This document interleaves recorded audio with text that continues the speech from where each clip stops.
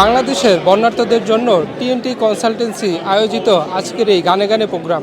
আজকের গানের মেন আকর্ষণ কিছু পার্থ বড়ুয়া, তিনি আজকে গান করবেন।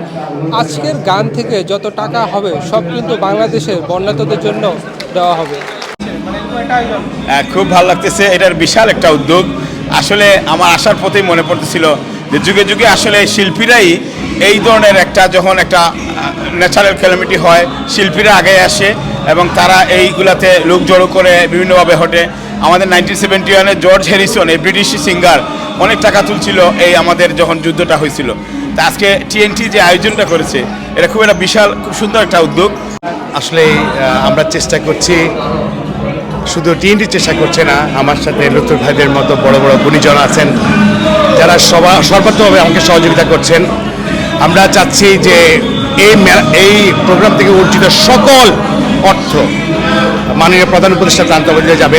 শুধু গানের টিকিটের টাকা নয়, স্টল থেকে বিক্রির যতগুলো টাকা বিক্রি হচ্ছে সমস্ত টাকাও যাবে। এখানে যা কিছু আসছে সবাই চ্যারিটিভাবে দিয়েছে, আমরা ওইটাই সেল করছি, ওই টাকাটাও চলে যাবে সম্পূর্ণ। এখানে কোনো ব্যয় ভার কোনো কিছু নাই, এই টাকার মধ্যে সমস্ত ব্যয়ভার টিএনটি বহন করেছে, রূপবাহিনীর মতো লোকজন বহন করেছে। সো সেখানে আমি চাইবো যে আপনারা সবাই এগিয়ে আসুন। বাংলাদেশে এত বড় বড় গুণী শিল্পী এসেছেন, এই অর্থ সংগ্রহের তাগিদে আমরা ওনাদের সাথে হাত দাঁড়ানো উচিত।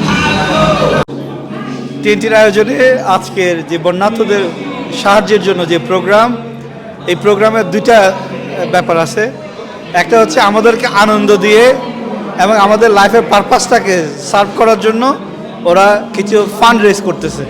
এই ফান্ড রেজগুলো প্রত্যেকটা টাকা দেওয়া হবে বাংলাদেশের চিফ অ্যাডভাইজারের ফান্ডে, যাতে গভর্নমেন্ট খুব ওয়াইজলি এই টাকাটা গরিব মানুষের, নিডি মানুষের জন্য এবং ইনফ্রাস্ট্রাকচারের জন্য ইনভেস্ট করতে পারে। কনসার্টে এসে ভীষণ ভালো লাগছে, কারণ বাংলাদেশে তো প্রচুর কনসার্ট করা হয়, কিন্তু এবার প্রথম বিদেশের মাটিতে না, প্রথম লন্ডনের মাটিতে শো করছি। বিদেশে এমনি অনেক শো করা হয়েছে, কিন্তু লন্ডনে কখনো আসা হয়নি। দর্শক যারা এসেছেন আজকে ভীষণ ভালো লাগলো, ভীষণ ভালোবাসায় ছিলাম আমরা পুরোটা সময়। আর যেখানে আসলে বাংলাদেশিরা থাকে সেখানে ভালোবাসার কমতি হয় না, সবসময় ভালোবাসা থাকে।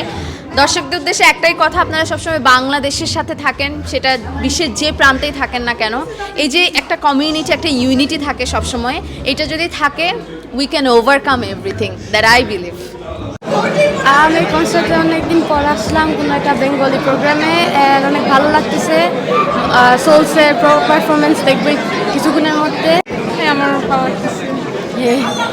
অনেকদিন পর বাংলাদেশের সব বাঙালি কমিউনিটি সবার সাথে দেখা হলো, খুবই ভালো লাগতেছে। হোপ এরকম আরও অনেক কনসার্ট আসবে ফিউচারে।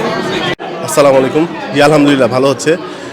বেসিক্যালি আমাদের আজকের প্রোগ্রামটা হচ্ছে টোটালি বাংলাদেশে যে নোয়াখালীতে বন্যার্তদের জন্য যে সহযোগিতা, এটার জন্য আমাদের টোটাল অ্যারেঞ্জমেন্টে বন্যার্তদের জন্য এখানে যা প্রোগ্রামের কস্ট এবং এখানকার যা সেল হবে আমাদের সব কিছুই চ্যারিটিতে যাবে।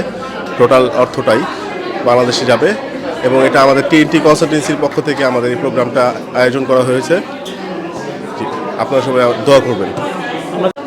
নকিব, সোলসের এই পার্থ বড়ুয়া, এরা হচ্ছে আমাদের সময়কার গায়ক আর কি। তো যখন আমরা স্টুডেন্ট ছিলাম তখন নকিব, তারপর পার্থ বড়ুয়া, মানে সোলসের গান খুব শুনতাম আর কি। তো এগুলো মানে এখন এরা এখানে আসছে, তো এক্সাইটেড, এই জন্যই আসা।